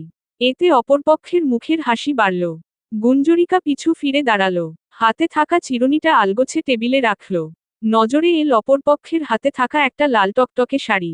আর এতেই মসৃণ কপাল গুটিয়ে গেল। কিছুক্ষণ একদৃষ্টে চেয়ে রইল সেদিকে। পরক্ষণেই মুচকি হাসল। ওটা ফিরিয়ে নিয়ে যান শেখ বাবু। আরুষের মাঝে কোনো হেলদোল দেখা গেল না। নিঃশব্দে শাড়িটা পালঙ্কের উপরে রাখল। পরপরই গুঞ্জরিকার দিকে তাকালো। নেত্র যুগলে ছড়াল মুগ্ধতা। বাম ভ্রু তুলে অভিভূত হয়ে আওড়াল। মাশা আল্লাহ। দাঁড়ালো না আর, উল্টো ঘুরে হাঁটা ধরল। এমন অদ্ভুত ব্যবহারে গুঞ্জরিকা একটু অবাক হলো বইকি। পিছন থেকে বলে উঠল, আগুন দিয়ে পুড়িয়ে ছারখার করে দিব। নিয়ে যান আপনার আনা শাড়িটা। ওটা কখনো আমার শরীর স্পর্শ করতে পারবে না। থমকে দাঁড়িয়ে পড়ল আরুষ। বড় একটা শ্বাস ফেলে ঘাড় ঘুরিয়ে পিছনে দেখল। ঠোঁটের কোণে হাসি ঝুলিয়ে স্বভাবসুলভ গম্ভীর কণ্ঠে প্রশ্ন করল, কেন আমার স্পর্শ আছে তাই? গুঞ্জরিকা নরম হলো না। সেভাবেই বলল, জি, তাই। নগর থেকে খুব স্বাদ করে আনিয়েছি তোমার জন্য। আজ এটা পড়ো গুঞ্জন। শেষ অনুরোধটুকু রাখো। আর কখনো আবদার করব না। তোমাকে লাল শাড়িতে দেখার ইচ্ছাটুকু অপূর্ণ রাখতে চাই না। গুঞ্জরিকার কুচকানো কপাল সমতল হয়ে এল। শীতলতা খেলে গেল চোখ দুটোতে। থমকাল হৃৎস্পন্দন। বক্ষপিঞ্জরে এক ঝাঁকমুক্ত প্রজাপতি আটকে রইল। ওড়ার সুযোগ পেল না। আরুষ বড্ড আশা নিয়ে চেয়ে আছে। গুঞ্জরিকার মন বলছে, জীবন তো একটাই গুঞ্জ। সব মানিয়ে গুছিয়ে থেকে যা। ভাগ্যের উপর জোর দেখাস না। ভালোবাসার উপরে আর কিছু আছে নাকি? অপরদিকে মস্তিষ্ক বলে চলেছে, তুই বড় মূর্খ গুঞ্জ। তোর ক্ষত সৃষ্টিকারীর কাছেই ক্ষতের ঔষধ চাইছিস? ওই ক্ষত কি আদৌ নিরাময় হবে? সময়ের সাথে সাথে তো ক্ষতের পরিমাণ বাড়বে, গভীর হবে, তোকে গ্রাস করে ফেলবে। তুই মরণ যন্ত্রণায় দগ্ধ হয়ে পুড়ে চলবি নির্নিমেষ। কিন্তু মুক্তি মিলবে না। জেনে বুঝে আবারও বিষ পান করবি? বুকজ্বালা সইতে পারবি তো? গুঞ্জরিকার নিজেকে কেমন পাগল পাগল অনুভূত হল। মন মস্তিষ্কের নীরব যুদ্ধে দিশেহারা লাগল। রাগ জমল আরশের উপরে। ক্ষুধার্ত বাঘিনীর ন্যায় কর্কশ গলায় চিৎকার করে উঠল। আপনি আসবেন না আমার সামনে। আমাকে বাঁচতে দিন। নিয়ে যান ওই শাড়ি। লাল রং আজ থেকে আমার জন্য হারাম ঘোষণা করলাম। সব লাল ত্যাগ করলাম আমি। মুখের কথা শেষ করে পা জোড়া জোরপূর্বক টেনে ঘর থেকে প্রস্থান করল গুঞ্জরিকা। একটা বার পিছু ফিরে দেখল না। আরুষের মুখাবয়ব জুড়ে অসহায়ত্বেরা ভিড় জমাল। করুণ চোখে মেয়েটার যাওয়ার দিকে চেয়ে রইল। চৌকাঠের ওপাশেই চন্দ্রা দাঁড়িয়ে আছে। গুঞ্জরিকা সেদিকে পাত্তা দিল না। পাশ কাটিয়ে চলে গেল। চন্দ্রা আরুষের দিকে তাকিয়ে অবজ্ঞার স্বরে হাসল। অথচ এটা আমারও প্রাপ্য ছিল। আপনার আম্মা বলেছিলেন তোমার সব আবদার, ভালোবাসার সকল স্বাদ আমার ছেলে মিটিয়ে দিবে। এভাবেই বুঝি মিটবে? এত বড় বাড়ি, এত টাকা পয়সা থাকতেও আমার কপালে একটা নতুন শাড়ি জুটল না বিয়ে উপলক্ষে। আমাকে পরিবারের সদস্য হিসেবে গণ্য করা হলো না। বোকা আমি, সারা জীবন সকলের দাবার গুটিই রয়ে গেলাম। একজনের সাথে করা অপরাধ আমার গলায় বিষব্যথার ন্যায় আটকে রয়ে গেল। তার মুক্তি মিললেও আমার মিলল না। পণ্যের মতো বিক্রি করা হলো আমাকে। মামা চিনল টাকা, আর আমি পড়লাম জাতাকলে। সারক্ষণ পিষে চলেছি। নরম, নীরস গলায় কথাগুলো বলেই হনহনিয়ে ওখান থেকে চলে গেল চন্দ্রা। আরুষের প্রথমে কিছুই বোধগম্য হল না। যখন মস্তিষ্ক সবটা উপলব্ধি করতে পারল তখন মায়ের উপর জন্মানো বিতৃষ্ণার পারদ বাড়ল। আখি জোড়া ঝাপসা হয়ে এল। বিড়বিড় করে আওড়াল। আপনি আর কত নিচে নামবেন আম্মা? আমার মৃত্যু কি পারবে আপনার এই কুটিলতা থামাতে? ধরণীর বুকে সাজ নেমেছে। চৌধুরী বাড়ি আজ মেতেছে উৎসবের আমেজে। নতুন বউ বাড়িতে এসেছে কিছুক্ষণ আগেই। অদিতিকে বসার ঘরে সোফায় বসিয়ে রাখা হয়েছে। রাত হলেও পাড়া প্রতিবেশীরা ভিড় জমিয়েছে নতুন বউ দেখতে। ওদিকে কন্যা দানের পর থেকে একভাবে কেঁদে কুটে চোখ মুখ ফুলিয়ে ফেলেছে অদিতি। এখানে তেমন কেউই পরিচিত নয়। কামনা আপা এসেছে ওদের সাথে, কিন্তু তারও খোঁজ নেই কোনো। কোথায় আছে কে জানে? কোনো কিছুকে পরোয়া না করা অদিতি আজ উদ্বিগ্ন। নতুন জায়গার, নতুন মানুষের কথাগুলো হজম করার শক্তি দিক আল্লাহ। এক একজন এসে খুঁটিয়ে খুঁটিয়ে দেখছে। যেন বউ নয়, পণ্য দেখতে এসেছে। কত শত খুঁত ধরে চলেছে। কথা শুনিয়ে চলেছে। অদিতির ধৈর্যশক্তির চূড়ান্ত পরীক্ষা নিচ্ছে আজ সকলে। মুখ ফসকে কিছু বলে বসলেই বিপদ। জোরপূর্বক মুখে হাসি টেনে অনুভূতিহীন পাথরের মতো বসে আছে মেয়েটা। এই পর্যায়ে অদিতির সামনে এসে দাঁড়ালো মধ্যবয়স্ক একজন নারী। সম্পর্কে রবির ফুপি মণি। পরিহিত পোশাকে আভিজাত্যের ছোঁয়া বিদ্যমান। শানিত দৃষ্টিতে অদিতিকে নিচ থেকে উপর অবধি পরখ করলেন। ভ্রু কুঁচকে প্রশ্ন ছুড়লেন। হাসতে জানো না? এই বিয়েতে খুশি নও তুমি? রসক্ষীণ কণ্ঠস্বর ভদ্রমহিলার। অদিতি দ্রুত দুদিকে মাথা নাড়ল। ক্লান্ত বদনে অনিচ্ছাকৃত হাসি ফুটিয়ে তুলল। ঋণঋণে কণ্ঠস্বরে জবাব দিল। জি, পারি। ভদ্রমহিলা এইবার অধিকতর শক্ত গলায় বললেন। তাহলে হাসছ না যে? বাড়ি থেকে থেকে নিষেধাজ্ঞা জারি করা আছে কি? অদিতির ধৈর্যের পারদ ক্রমশ ক্ষয়ে আসছে। মুখের হাসিটুকু মিলিয়ে যেতে চাইলেও ধরে রাখল। তৎক্ষণাৎ পিছন থেকে ভেসে এল একটা নারী কণ্ঠ। রেখা আপা, আপনার বিয়ের সময় আপনি 2 দিন ভাত খেয়েছিলেন না বাবার বাড়ির শোকে। সেখানে আমার বৌমা তো শুধু একটু মন ভার করেই আছে। আর হাসতে না জানলে সমস্যা কোথায়? শিখিয়ে দেওয়ার জন্য আমি তো আছি। অদিতি সহ ওখানে উপস্থিত সকলে পিছনে ফিরে দেখল। হাসিমুখে দাঁড়িয়ে আছেন চৌধুরী বাড়ির বড় বউ লাবণ্য চৌধুরী। অদিতি চিনল মানুষটাকে। যখন পালকি থেকে নেমেছিল তখন এই মানুষটাই মিষ্টি খাইয়ে ঘরে তুলেছিলেন। রবির মা, নিজের শাশুড়ি আম্মা। অদিতির অধরযুগলে হাসি ফুটে উঠল। রেখা চৌধুরী ঠোঁট বাঁকিয়ে অনাদরের সহিত বললেন। আপনি তো সর্বগুণী ভাবি, সব পারেন। লাবণ্য চৌধুরীর মুখের হাসি বাড়ল। উত্তর দিলেন। জি, আপনাদের দোয়ায় আলহামদুলিল্লাহ অনেক কাজই পারি আপা। রেখা চৌধুরী কথাগুলো শুনলেন তবে প্রত্যুত্তর করলেন না। গটগট পায়ে হেঁটে প্রস্থান করলেন। লাবণ্য চৌধুরী এগিয়ে এসে অদিতির সম্মুখে দাঁড়ালেন। বললেন। কক্ষে চলো বৌমা, তোমাকে দেখে বড্ড ক্লান্ত মনে হচ্ছে। রবি ওর বন্ধুদের আনতে স্টেশনে গিয়েছে। চলে আসবে একটু পরেই। অদিতির আননে কৃতজ্ঞতার রেশ ছড়াল। এতক্ষণে এটার অপেক্ষাতেই ছিল। ক্লান্তিতে শরীর ভেঙে আসছে মেয়েটার। তবুও মুখ ফুটে কিছু বলার সাহস করতে পারছে না। আসার সময় ভাবিজান বারবার করে বলে দিয়েছেন মুখের অপব্যবহার না করতে। মানুষের মধ্যে অনেক ভেদাভেদ আছে। কেউ প্রশংসায় পঞ্চমুখ হবে তো কেউ খুদ ধরে 2-10টা কথা শুনিয়ে দিবে। বিয়ের প্রথম কয়েকদিন যেন অদিতি একটু হজম করে নেয়।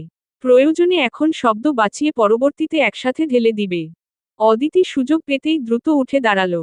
লাবণ্য চৌধুরী ওর কপালে চুমু এঁকে দিলেন।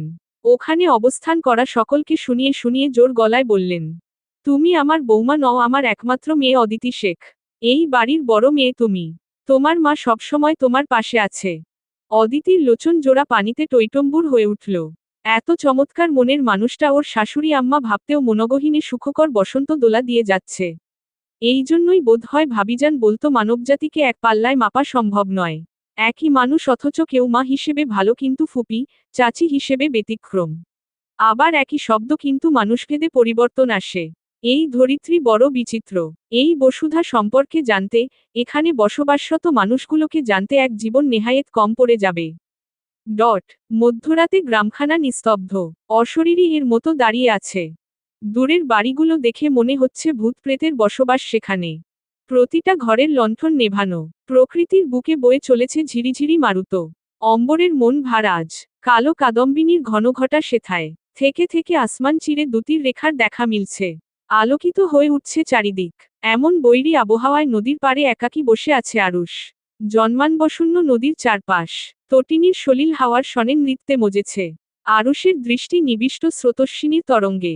ছেলেটার এক হাতে জ্বলন্ত সিগারেট স্পষ্ট, যেটা দিয়ে কুণ্ডুলি পাকিয়ে কালো ধোয়া উঠছে।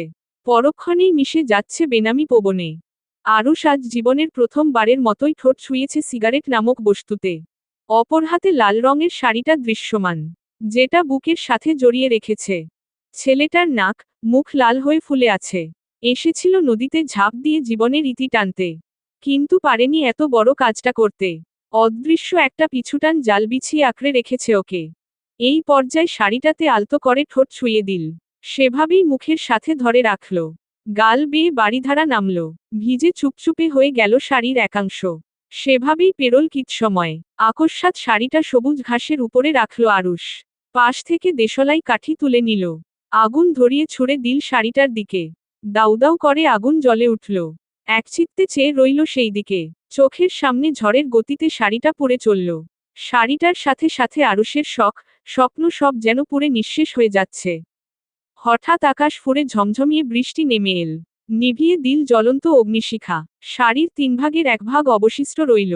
সেদিকে চেয়ে রক্তিম মুখমণ্ডলেই হেসে ফেলল আরুষ। সিক্ত ঘাসের উপরে শরীর ছেড়ে দিল। আখি জোড়া বুজে নিল। বিড়বিড় করে আওড়াল, শেষ স্মৃতি হিসেবে ওটুকু রয়ে গেলি। অথচ এটা বহনের শক্তি আর আমার মাঝে অবশিষ্ট নেই।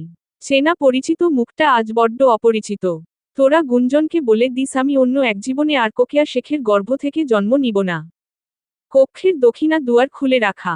প্রশস্ত বারান্দা ডিঙিয়ে হুড়মুড়িয়ে প্রবেশ করছে মুঠো মুঠো ঠান্ডা হাওয়া। কক্ষের সর্বকোণ কাঁচা ফুলের সুগন্ধে ভরে উঠেছে। নিঃশ্বাসের সহিত মিশে সুখকর অনুভূতির দোলা দিয়ে যাচ্ছে। রাজকীয় পুষ্পে সজ্জিত পালঙ্কের মধ্যিখানে চুপচাপ বসে আছে অদিতি। কিছুক্ষণ আগেই ওকে খাইয়ে কক্ষে রেখে গেছে কয়েকজন মিলে। তখন থেকেই ঠায় বসে আছে মেয়েটা। লণ্ঠনের মৃদু আলোকরশ্মি ছড়িয়েছে চারপাশে। মুগ্ধ চোখে কক্ষের চারিদিক দেখে চলেছে। অদিতি যখন সবটা খুঁটিয়ে খুঁটিয়ে দেখতে ব্যস্ত তখন শ্রবণেন্দ্রিয়ে প্রবেশ করল পুরুষালী কণ্ঠস্বর। একাকী বিরক্ত হচ্ছেন? অদিতি চমকে উঠল। চকিতে পাশ ফিরল। দেখল পালঙ্কের পাশে হাসিমুখে রবি দাঁড়িয়ে আছে। কখন এসেছে মানুষটা? দরজার দিকে আর দৃষ্টিতে তাকালো। ওটা বন্ধ করা। এত কিসের ভাবনায় মত্ত ছিল যে একটা মানুষের উপস্থিতি একটুও অনুভব করতে পারেনি? ভীষণ লজ্জায় পড়ল মেয়েটা। চোখ নামিয়ে রিনরিনে গলায় বলল, না, ঠিক আছি। অদিতি জবাব দিল, তবে ওকে অবাক করে দিয়ে রবি হেসে উঠল। মেয়েটা হকচকিয়ে গেল। এখানে হাসার মতো কি বলল? রবি সময় নিয়ে হাসি থামালো। বিজ্ঞদের মতো করে বলল, আপনি কি কোনোভাবে নিজেকে পরিবর্তন করার চেষ্টা করছেন রাগিনী? যদি সেটার ইচ্ছা থাকে তাহলে বলবো, না, আমি যেই ব্যক্তিত্বে মুগ্ধ হয়েছি সেটা ধরে রাখুন। আপনার সাথে এমন নরম সরম কণ্ঠস্বর মানায় না। ওই কঠিন গলার আওয়াজটা ছাড়া আপনি অসম্পূর্ণ। আমি আম্মার থেকে সবটা শুনেছি। চিন্তা করবেন না, পরবর্তীতে আর কখনো এরকম ঘটনার সম্মুখীন হতে হবে না আপনাকে। আমি ওরকম বিভ্রান্তকর ঘটনার জন্য দুঃখিত। অদিতি অবাকের শীর্ষে পৌঁছেছে। নেত্র যুগলে ছড়িয়েছে পাহাড়সম মুগ্ধতা। রবির রূপের মুগ্ধতা তাকে বশ করতে পারেনি। পুরুষ মানুষের রূপ দিয়ে কি হবে? চেহারা, সৌন্দর্য সব তো ক্ষণস্থায়ী। এই আছে তো এই নেই। পুরুষ বাঁচে টাকায়, পুরুষ বাঁচে ব্যক্তিত্বে। একজন পুরুষের, একজন নারীর, একজন মানুষের সুন্দর ব্যক্তিত্বের উপরে কিছু নেই। এই মুহূর্তে ঠিক সেই ব্যক্তিত্বেই মুগ্ধ হয়েছে অদিতি। ঠোঁট দয় মৃদু হাসি খেলে গেল। সেভাবেই মেয়েটা বলল, আপনি একজন মানুষ হিসেবে অসাধারণ। রবি অধর ছড়িয়ে হাসল। কি জানি, আচ্ছা আপনার পরিহিত শাড়ি পরিবর্তন করা প্রয়োজন তাই না? আমি শাড়ি দিচ্ছি, আপনি পরিবর্তন করে আসুন। অনেকক্ষণ এভাবে আছেন। অদিতি এতক্ষণে খেয়াল করল রবির শরীরে বিয়ের পাঞ্জাবি পাজামা নেই। তার মানে সব পরিবর্তন করেই স্টেশনে গিয়েছিল। ওর নিজেরও ভীষণ অস্বস্তি লাগছে শাড়িতে। ভারী শাড়িটা খুলতে পারলেই বাঁচে। অদিতি মাথা নেড়ে সম্মতি দিল। সেটা লক্ষ্য করতেই পাশের টেবিল থেকে লণ্ঠন তুলে নিল রবি। পায়ে পায়ে আলমিরার দিকে অগ্রসর হল। ফিরে এল একটা গোলাপি রঙের সুতি শাড়ি, ব্লাউজ এবং পেটিকোট নিয়ে। পালঙ্কের এক পাশে রাখল। ছোট্ট করে বলল, বাথরুম থেকে শাড়ি পরিবর্তন করে বারান্দায় আসুন। আজ পূর্ণিমা, জ্যোৎস্না বিলাস করি দুজনে মিলে। অদিতি মুচকি হাসল, আচ্ছা। রবি চলে গেল বারান্দায়। অদিতি পালঙ্ক থেকে নেমে দাঁড়ালো। লণ্ঠন আর শাড়ি হাতে বাথরুমের দিকে হাঁটা ধরল। চন্দ্রালোকিত রাত্রি, প্রকৃতির নৈসর্গিক সৌন্দর্যে নিজেদের খুইয়ে বসেছে একজোড়া কপোতী। বৃষ্টির পরে আকাশ এখন স্বচ্ছ। প্রকৃতি নিস্তব্ধ। চাঁদের মিষ্টি আলোয় আলোকিত ধরিত্রী দাঁড়ি। শীত শীত একটা হাওয়া বয়ে চলেছে। ক্ষণে ক্ষণে শরীর ছুঁয়ে যাচ্ছে। বারান্দায় পাশাপাশি দাঁড়িয়ে অদিতি এবং রবি। দুজনের মধ্যিখানে বেশ খানিকটা দূরত্ব বজায় রাখা আছে। ঘড়ির কাঁটার দখলদারিত্ব একটার ঘরে। মধ্যরাতে সচরাচর গ্রামের মানুষেরা তন্দ্রাচ্ছন্ন থাকে। সেখানে চৌধুরী বাড়ি একটু ব্যতিক্রম বইকি। অদিতি নীল অম্বরে চেয়ে আওড়াল। আজকের আকাশটা ভীষণ সুন্দর, ঠিক আপনার মতোই। রবির দৃষ্টি নিবিষ্ট দূরাকাশের শশীর দিকে। সেদিকে তাকিয়েই বলল কথাটা। অদিতি নিজেও চোখ সরাল না, কেবল হাসল। মশকরা করছেন? আপাতত না। সন্ধ্যার আলোচনায় বড়দের থেকে জানার সুযোগ হলো, আপনি নাকি এখন বিয়ে করতে চাননি। জোরপূর্বক আমাকে দেখতে নিয়ে যাওয়া হয়েছিল আপনাকে। প্রশ্নটা করে উত্তরের আশায় রইল অদিতি। রবি তৎক্ষণাৎ কিছু বলল না। বেশ কিছুক্ষণ নিশ্চুপ রইল। অতঃপর জবাব দিল, বিয়ে শব্দটার সাথে এখনই জোড়াতে ইচ্ছে ছিল না। কিন্তু আপনাকে দেখার পরে ফিরে আসার সাধ্য হয়নি। আচ্ছা, ছোট্ট কথাটা বলে চুপ হয়ে গেল অদিতি। রবি নিজেও কিছু বলল না।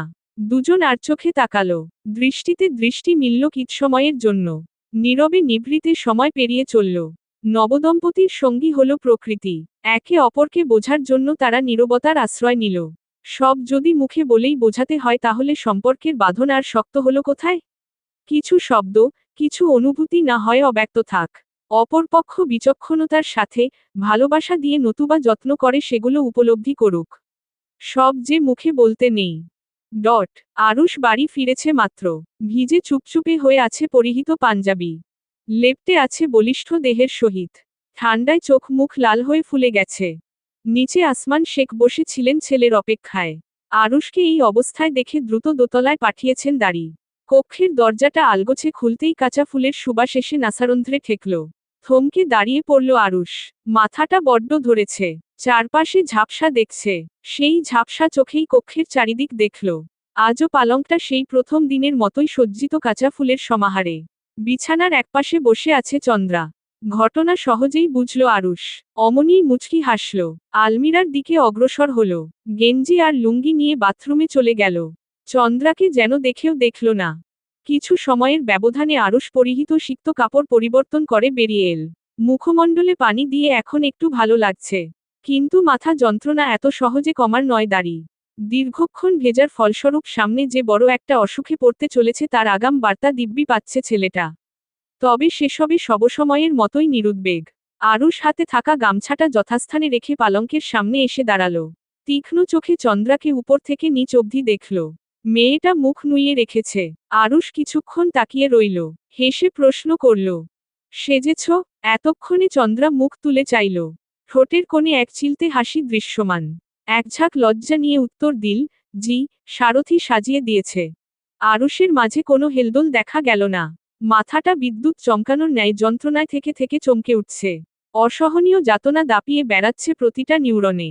আরুষ আলগোছে হাত উঠিয়ে কপালে বার কয় ঘষা দিল। সেভাবেই ফের জিজ্ঞাসা করল, কার জন্য সেজেছ? চন্দ্রার হাসি মুখটা আস্তে ধীরে থমথমে হয়ে উঠছে দাঁড়ি। এই সাধারণ প্রশ্নগুলো ওর জন্য বড্ড জটিল শোনাচ্ছে। আত্মসম্মানবোধে আঘাত হানছে। কিন্তু আজ তো স্বেচ্ছায় নির্লজ্জতা বরণ করেছে। সেখানে এগুলো ভাবা বড় বোকামি। চন্দ্রা আরুষের থেকে চোখ নামিয়েছে ততক্ষণে। নরম কণ্ঠে জবাব দিল, আপনার জন্য। জবাবে আরুষের মুখের হাসি বাড়ল। মেয়েটার জন্য বড্ড মায়া হয় ওর। এমন একটা জীবনের সাথে মেয়েটা নিজেকে জড়িয়েছে যেখানে অপরপক্ষের নিজেই জীবনকে তোয়াক্কা করে না। সেখানে এই মেয়েটাকে কিভাবে মূল্য দিবে? গুঞ্জনের ভাষায় কাপুরুষ বটে। আরুষ হাসিমুখে বলল, আমাকে দেখাতে চেয়েছিলে। দেখলাম আমি। তুমি ভীষণ সুন্দর। লাল শাড়িতে সেই সৌন্দর্য আরো কয়েকগুণ বেড়েছে। এখন ঘুমিয়ে পড়ো, কাপড় পরিবর্তন করে। আমি পাশের কক্ষে থাকবো আজ থেকে। আরুষ মুখের কথা শেষ করে উল্টো ঘুরে হাঁটা ধরল। অপরপক্ষকে কিছু বলার সুযোগ দিল না। দরজা অবধি পৌঁছাতেই কর্ণগোচর হলো কান্নার করুণ আওয়াজ। থেমে গেল চলন্ত পা জোড়া। পিছু ফিরল। চন্দ্রার আজ কি হয়েছে কে জানে। হঠাৎ করেই মেয়েটা বুক ধরে হাউমাউ করে কাঁদছে। যেন বুকের মাঝে খুব কষ্ট হচ্ছে ওর। আরুষ ম্লান চাহনিতে চেয়ে রইল। মুখ ফুটে কিছু বলল না। চন্দ্রা কাঁদতে কাঁদতেই ছুটে এসে আরুষের সম্মুখে মেঝেতে বসে পড়ল। মেঝেতে দুহাত রেখে ডুকরে কেঁদে উঠল। ক্রন্দনরত গলায় বলে চলল, আমাকে ফিরিয়ে দিবেন না। আমি একটা শক্ত আশ্রয় চাই। আমার সাতকুলে কেউ নেই। একটা বাচ্চা দিন। আমি কথা দিচ্ছি তাকে নিয়ে এই জীবন পার করে দিব। শুনছেন আপনি? আপনার আম্মা আমাকে ঠকিয়েছে। আমি সইতে পারছি না এই যন্ত্রণা। আপনাকে আমি কখনোই বিয়ে করতাম না। গুঞ্জকে আমি ভালোবাসি। আমার শৈশবের সুখ দুঃখের সঙ্গী গুঞ্জ। তার ঘর কিভাবে ভাঙব? আমাকে জোরজবরদস্তি করে বিয়ে দেওয়া হয়েছে। আমি কোথাও একটুও সম্মান পেলাম না। কেউ মূল্যায়ন করল না। মামার কথা রাখতে যেয়ে আমি সবার সাথে ভুল করেছি। পাপ কুড়িয়েছি। সবার চোখে খারাপ হয়েছি। ভালোবাসা হারিয়েছি। আমাকে আজ ফিরিয়ে দিবেন না। এই জীবন বয়ে বেড়ানোর মতো একটা অবলম্বন দিন। গুঞ্জুর জায়গা আমার চাই না। সেটা আমার ভাগ্যে নেই। চন্দ্রা যেন আজ নিজের মধ্যে নেই। পাগলের মতো প্রলাপ বকে চলেছে। আরুষ কথাগুলো শুনল। কি করবে, কি বলবে বোধগম্য হচ্ছে না। হাঁটু ভেঙ্গে বসল চন্দ্রার সামনেই। আলতো করে ভরসার হাতটা চন্দ্রার মাথায় রাখল। আশ্বাস দিল, ভয় নেই। তোমার প্রাপ্য মর্যাদা তুমি পাবে। এখানেই থাকবে তুমি। গুঞ্জন এখনো তোমাকে ভীষণ ভালোবাসে। ওর সাথে প্রতিযোগিতায় না নেমে ভালোবাসা দিয়ে আপন করে নাও। আম্মার সাথে আমি নিজে কথা বলবো। একদিন সময় করে তোমার সব গল্প শুনব। তোমার সুখ দুঃখের ভাগিদার হব। কথা দিচ্ছি। একটু থেমে ফের বলল, আমার একটু সময়ের প্রয়োজন। ভাবতে চাই। একজনকে ভালোবেসে আরেকজনকে গভীরভাবে ছোঁয়ার দুঃসাহস দেখানোর মতো সাহসী আমি এখনো হইনি চন্দ্রা। আশা করি বুঝতে পারছো সবটা। আমিও একজন মানুষ। চারদিকের এত এত চাপ আমার মস্তিষ্ক বিক্ষিপ্ত করে রাখে। তবে তোমার কোনো ক্ষতি হবে না মেয়ে। নিশ্চিন্ত থাকো। রাত হয়েছে, যাও ঘুমিয়ে পড়ো। নিজের মতো কথাগুলো বলে উঠে কক্ষ থেকে বেরিয়ে গেল আরুষ। চন্দ্রা রক্তিম বদন তুলে দেখল সেই প্রস্থান। ফিরিয়ে দিল ওকে, গ্রহণ করল না। এই এক জীবনে ভাগ্য আর কত উপহাস করবে? এমন তুচ্ছ জীবন তো চন্দ্রা কখনোই চায়নি। বুকটা কেউ যেন ছুরিকাঘাতে ক্ষতবিক্ষত করে দিচ্ছে। গলাটা জলে যাচ্ছে। বারকয় ডলল গলার নিচে। মেঝেতেই শরীর ছেড়ে দিল চন্দ্রা। একটা ব্যথিত অন্তরের সঙ্গী হল দুরাকাশের মৃগাঙ্ক, প্রকৃতিতে রাজত্ব করা মারুত, বৃক্ষের উঁচু শাখায় ঘর বাঁধা নিশাচরি প্যাঁচা। মধ্যিখানে পেরিয়েছে একটা দিন। ঘড়ির কাঁটা ঘুরে নিজের ঘাঁটি বেঁধেছে 10টার ঘরে। আজ দুপুর নাগাদ অদিতিকে চৌধুরী বাড়িতে আনতে যাবে গুটি কয়েকজন মিলে। নতুন জামাই আসবে শেখ বাড়িতে। সেই খুশিতে রান্নাঘরে চলছে হরেক পদের রান্না। কাজের চাচিগুলো বাড়িঘর মুছে তোকতক করে রাখছে। বেশ কিছু অতিথি রয়ে গেছে। গুঞ্জরিকা তাদের জন্যই ফল কাটছে খাবার টেবিলে বসে। হাতে ছুরি। আজ সকালে একবার কথা কাটাকাটি হয়েছে শাশুড়ির সাথে। সেই থেকে মন মেজাজ খুব একটা ভালো নেই।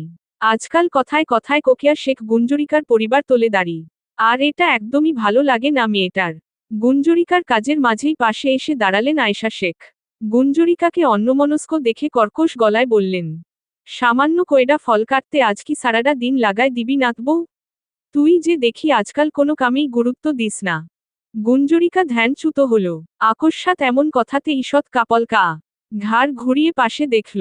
মুখটা কঠিন রেখেই বলল, কাজ তো করছি দাদি, বসে তো নেই। আমার হাত দুটো। আয়েশা শেখ মুখের উপর এমন কথা ঠিক হজম করতে পারলেন না। অথচ মেয়েটা ভালোভাবেই বলল কথাটা। কিন্তু সেটাকে পেঁচিয়ে উল্টো ধরে বসে থাকলেন। ওই যে বলে যে যেমন তার চিন্তাভাবনাও ঠিক তেমনই। চোখ দুটো গরম করে চেয়ে রইলেন। দাঁতে দাঁত পিষে বললেন, আমার মুখে মুখে তক্ক করিস তুই নাতবউ? 2 পয়সার দাম দিচ্ছিস না? আজ দাদু ভাই আইলে বিচার দিমু। শেষের বাক্যটা গুঞ্জরিকার সব ধৈর্য মুহূর্তেই ভেঙে দিল। হাতে রাখা আপেলটা জোরে শব্দ করে থালাতে রেখে উঠে দাঁড়ালো। আয়েশা শেখের চোখ চোখ রেখে বলল, ডাকুন আপনার দাদু ভাইকে, এক্ষুনি ডাকুন, দেখি সে আমার কি করে। গুঞ্জরিকার এমন ব্যবহারে আয়েশা শেখ কথাটাও বলতে ভুলে গেলেন। পাশের চেয়ারে বসে শব্দ করে কেঁদে উঠলেন। চারপাশ থেকে সবাই ছুটে আসল। আরুষ ধীর পায়ে নিচে নেমে সিঁড়ির কাছটায় দাঁড়ালো। কোকিয়া শেখ ছেলের কাছেই গেলেন দাঁড়ি। ঘটনা সবটা খুলে বললেন। আয়েশা শেখ ফ্যাচ ফ্যাচ করে কেঁদে চলেছেন। সেভাবেই বিড়বিড় করে আওড়ালেন, নতুন নাত বউয়ের নখের ও যজ্ঞ না তুই। আমারে এভাবে আজ পর্যন্ত কেউ বলে নাই। আল্লাহ তোর বিচার করমু। আয়েশা শেখ মুখের কথাতে সমাপ্তি টানা মাত্রই গুঞ্জরিকা বলে উঠল, মেয়েটার ব্যঙ্গাত্মক কণ্ঠস্বর, আল্লাহ বুঝি আপনার একার পাপ করে আবার বিচারও দিচ্ছেন? আরে বাহ, চমৎকার বিনোদন। তৎক্ষণাৎ অদূর থেকে ভেসে এল পুরুষালী গম্ভীর কণ্ঠস্বর। গুঞ্জন মুখ সামলে, দাদি তোমার গুরুজন। আরুষ এক প্রকার ধমকে উঠল গুঞ্জরিকাকে। কিন্তু তারপর যা ঘটল সবটা অভাবনীয়। গুঞ্জরিকার হাতে ছুরি ছিল। রাগে হিতাহিত জ্ঞান হারিয়ে সেটা ছুঁড়ে মারল আরুষের দিকে। ভ্রুসহ চোখের পাশ ঘেঁষে দিয়ে একটা রেখা এঁকে গেল। চোখের কোনাও কেটেছে সম্ভবত। ফিনকি দিয়ে রক্ত ছুটতে শুরু করল। উপস্থিত সকলে স্তব্ধ হয়ে গেল। ঘটনা কি ঘটল বুঝতে বেশ কিছুক্ষণ সময় লাগল। ছোটখাটো হট্টগোল বেঁধে গেল শেখ বাড়িতে। সবাই ছুটল আরুষের দিকে, অথচ কোকিয়া শেখ ছুটলেন গুঞ্জরিকার দিকে। বিশ্রী এক গালি ছুড়লেন, বেশ্যা, আমার ছেলের দিকে হাত বাড়ানোর সাহস কোথায় পেলি তুই? আম্মা থামুন। মাঝপথেই ওনাকে থামিয়ে দিল আরুষ। ছেলের আদেশ অমান্য করার সাহস দেখালেন না কোকিয়া শেখ। গুঞ্জরিকা রাগে রীতিমতো কাঁপছে। নিজের কাজের জন্য একটুও অনুতপ্ত নয় সে। মানুষটা সবসময় কেন ওকে চুপ করাতে ছুটে আসে? দোষীদের উপরে একটা শব্দও কেন বলে না? সব অবিচার কেন ওর সাথেই? চোখ থাকতে সবাই কেন অন্ধ সাজে? চন্দ্রা কাঁদতে কাঁদতে পানি আনতে ছুটেছে দাঁড়ি। হঠাৎ করে কি থেকে কি হয়ে গেল? আরুষ একখণ্ড পাথরে পরিণত হয়েছে। কাটা স্থানের রতে স্নানিত ছেলেটা। সবাই তাকে নিয়ে ব্যতিব্যস্ত হয়ে পড়েছে। অথচ সে নির্বিকার, অনুভূতিহীন। তাকিয়ে আছে গুঞ্জরিকার নির্লিপ্ততা চোখ দুটোতে। যেখানে নেই কোনো ভালোবাসা, নেই কোনো অনুশোচনা, নেই কোনো দয়া। এতটা পর কবে হলো আরুষ? দেহের ব্যথা ছাপিয়ে মনের ব্যথা ছেলেটাকে কাবু করে ফেলল মুহূর্তেই দাঁড়ি। শেখ বাড়ির পরিবেশ যখন এলোমেলো, পরিবারের সকলে ছেলের শোকে কাতর, তখন বাড়ির পরিবেশ আরেকটু বিক্ষিপ্ত করতে, সবার শোক বাড়িয়ে দিতে প্রধান ফটকে এসে উপস্থিত হলো একজন অচেনা যুবক ছেলে। শরীরে ঢিলেঢালা অপরিষ্কার শার্ট দৃশ্যমান। চৌধুরী বাড়ি থেকে পাঠানো হয়েছে তাকে। ছেলেটা হাঁপাচ্ছে। হাঁপাতে হাঁপাতেই উচ্চস্বরে সবাইকে ডাকল, আপনারা কে কোথায় আছেন? এদিকে আসুন, খবর আছে। এ বাড়ির নতুন জামাই রবি চৌধুরী শেষ নিঃশ্বাস ত্যাগ করেছে।